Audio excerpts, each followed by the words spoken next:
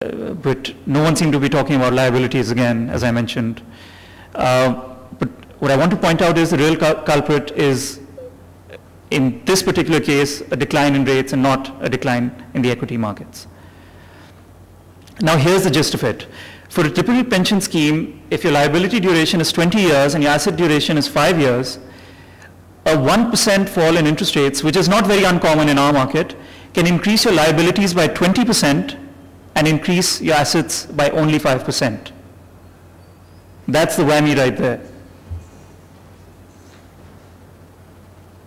Are there any questions in the audience before I go on further?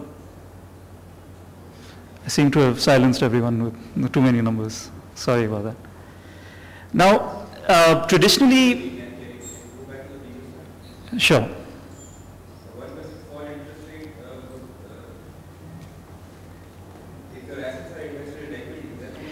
No, this is, again, we're looking at a bond portfolio.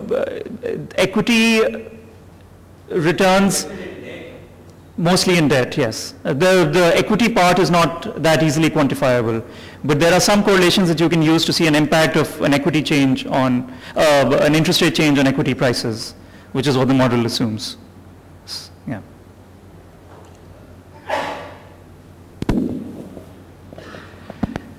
Now with provident funds, traditionally what I was going to say was actuarial valuations have been carried out on pension funds and gratuity funds, but they can also be applied to manage defined contribution funds or, like a provident fund. And it's a very similar approach that you use for pension funds in that you look at ownership of the fund in terms of age. So you see how many 35-year-olds there are, how many 50-year-olds there are. In this particular example, you see a cluster of 47 to 57-year-olds. What that means is this is a relatively old company. What this graph is showing you is probabilities of, again, death and withdrawal for these employees. And I'll try not to get you too confused in this graph, but what it boils down to is that you can compute how much of the fund needs to be kept liquid based on these probabilities of withdrawal.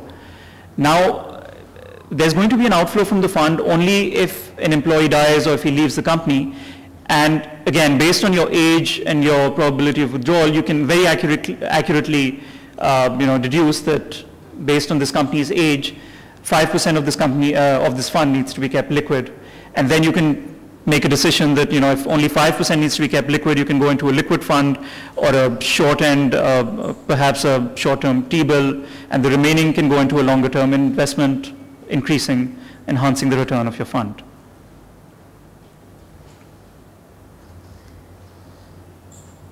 Now, the common perception, again, addressing this to mostly to the trustees in the audience, is that actuarial valuations are done once a year, and your assets are all over the place during the year. At that point, when you get the valuation done, you get that nice one number which gives you the present value of all your liabilities, and you're set for that year. But during the year, your liabilities can be all over the place. And that is a wonderful time to actually redefine your asset allocation to take full advantage of enhancing returns and reallocating different asset classes to accommodate your liability structure.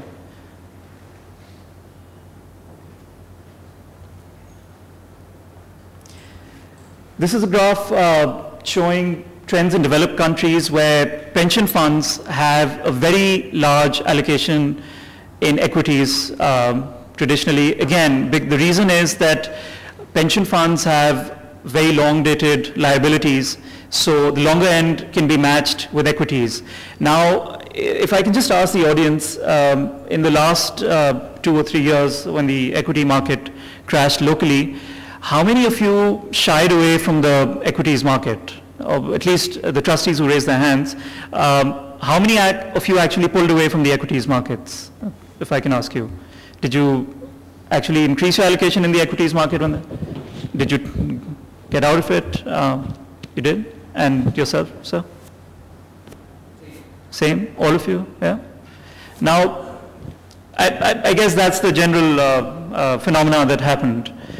Now here's my case for equities, or well, the market's case. These are numbers taken directly from our market, trying to prove to you why longer dated liabilities can be matched with equities.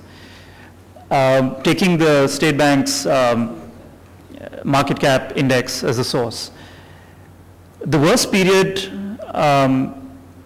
in the market's history, in our local equities market's history, is 1971 to 1978, which was a period of 7 years, from which a 100 rupee investment became 100 rupees.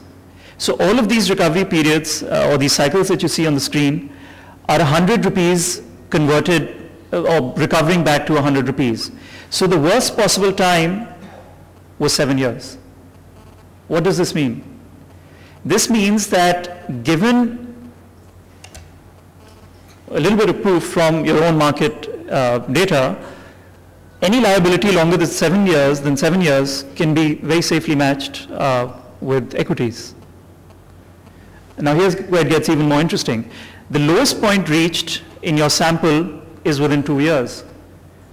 So if you were to increase your allocation in equities within 2 years, or actually 3 out of these points are within 1 year, then you can reduce the time of recovery for these losses that you incur.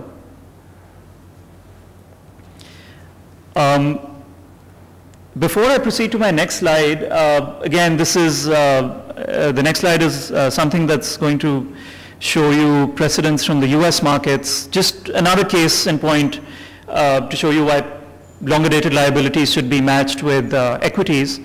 I want to ask the audience a question.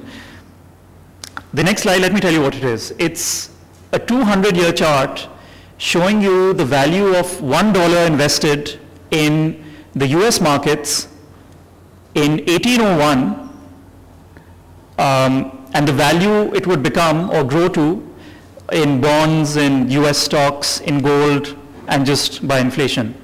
So if I can have numbers from the audience, just to find out, what do you think $1 invested in 1801 became in the year 2001 in US stocks? Like if you had invested $1 in US stocks in 1801, in 200 years, what do you think it would have become?